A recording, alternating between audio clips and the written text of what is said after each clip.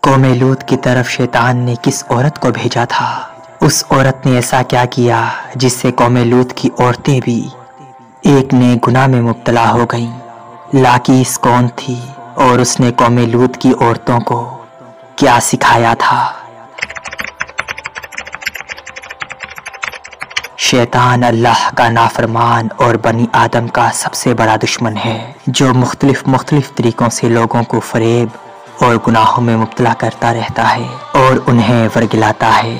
قرآن و حدیث سے یہ پتہ چلتا ہے کہ شیطان صرف ایک مخلوق نہیں ہے بلکہ ابلیس کی ایک پوری نسل ہے اور اس کے بے شمار اولاد ہیں۔ قرآن پاک میں شیطانی ذریت کا ذکر ملتا ہے جو شیطان کے چیلے اور اس کے کاموں میں اس کے مددگار۔ بیان کیا جاتا ہے کہ شیطان کی کئی اولادیں ہیں جن میں ولہان نماز اور عبادات میں وسوسے ڈالتا ہے، مستوت لوگوں میں افواہ پھیلاتا ہے، واسم گھر والوں میں لڑائیاں کرواتا ہے، مرہ گانے بجانے کے اور بے حیائی کے کاموں میں اور گناہوں کو عام کرتا ہے۔ اور اسی طرح ابلیس کے کئی بیٹے اور پوتے ہیں جو مختلف کاموں پر مقرر ہیں۔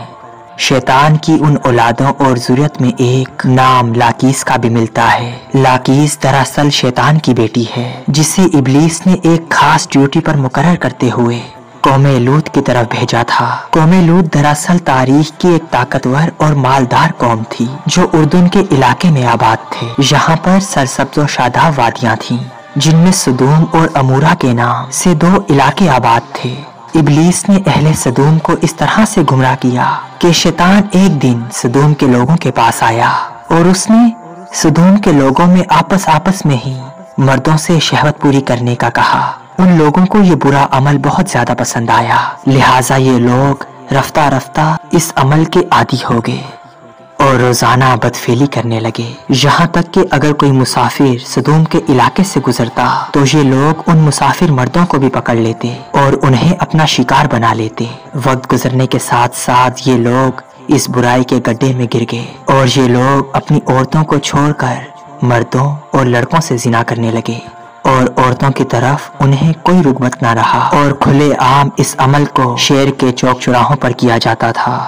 ان کی ہر محفل میں مردوں کا رقص اور آپس میں زنا کرنا ان کا دستور بن چکا تھا۔ اللہ نے ان کی طرف اپنے بندے اور نبی حضرت لوط علیہ السلام کو بھیجا جنہوں نے قوم لوط کو اس بدترین عمل سے توبہ کرنے کا کہا اور فرمایا، کیا تم لوگ وہ بے حیائی کرتے ہو جو تم سے پہلے اس زمین پہ کسی نے نہیں کیا تھا؟ تم مردوں کے پاس جا کر اپنی خواہش پوری کرتے ہو اور اپنی عورتوں کو چھوڑ دیتے ہو۔ تم لوگوں نے حد سے زیادہ تجاوز کر دی ہے۔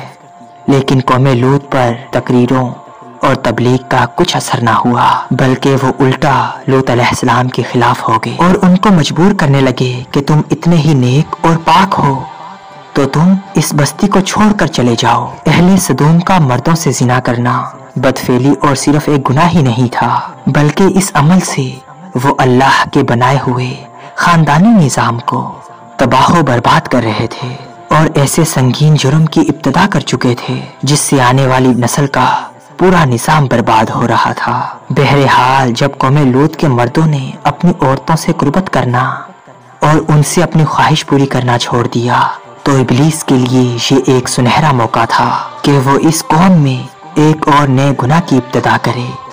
لہٰذا ابلیس نے اپنی بیٹی جس کا نام لاکیس تھا اسے اہل سدوم کی طرف بھیجا۔ لاکیس شیطان اور جنات میں سب سے زیادہ حسین و جمیل اور خوبصورت تھی۔ ابلیس نے اسے حکم دیا کہ وہ ایک خوبصورت عورت کی شکل میں تبدیل ہو جائے اور قوم لوط کی ان عورتوں کے پاس جائے اور انہیں ہم جنس پرستی کا طریقہ سکھائے جنہیں ان کے مردوں نے چھوڑ دیا ہے۔ لہٰذا لاکیس ایک خوبصورت عورت کی صورت میں قوم سدوم کی عورتوں کے پاس آئی اور ان کے پاس آ کے کہنے لگی کہ میں تباہ و برباد ہو گئی کہ میرا شوہر مجھے چھوڑ کر ایک نوجوان لڑکے کے ساتھ بدفعلی کرتا ہے، لہٰذا اب میری جوانی اور میرا حسن سب کچھ تباہ و برباد ہو گیا اور سب یوں ہی رائے گا چلا جائے گا۔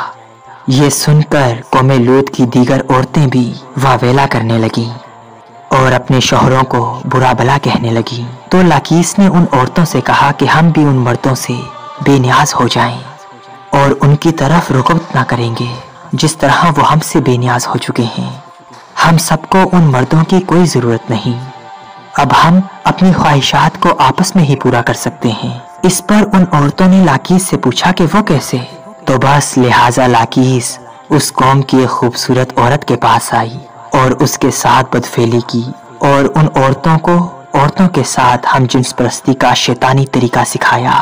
اس رئیس عورت کو یہ عمل بہت پسند آیا، لہٰذا وہ حسین عورت سدوم اور امورہ کے علاقوں کی دوسری عورتوں کے پاس گئی اور ان سب کو بھی اس طرح سے کرنے کا کہا، اور یوں عورتوں میں ہم جنس پرستی کا آغاز ہو گیا۔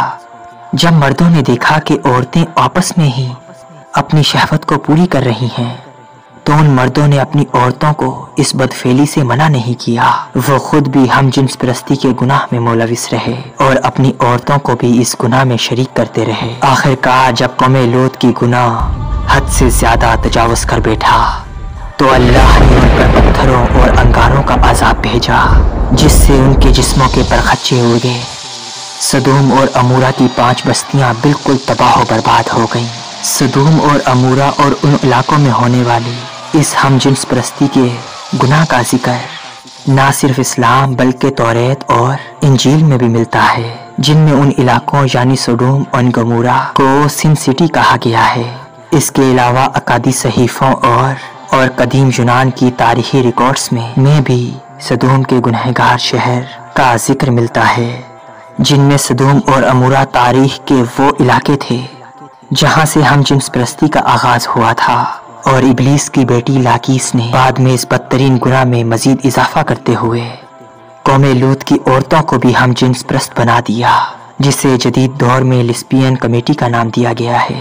سدوم اور امورہ کے بعد ہم جنس پرستی کی بیماری قدیم مصر، یونان، چین، افریقہ اور یورپ میں بھی پھیلتا چلا گیا۔ دور جدید میں یورپ اور امریکہ نے ہم جنس پرستی کی سب سے زیادہ حمایت کی، اور ترقی یافتہ معاشروں میں بھی یہ بحث کا موضوع بنا، اور اس گھنونے جرم کو حقوق انسانی میں شمار کرنے کے مطالبے کیے گئے۔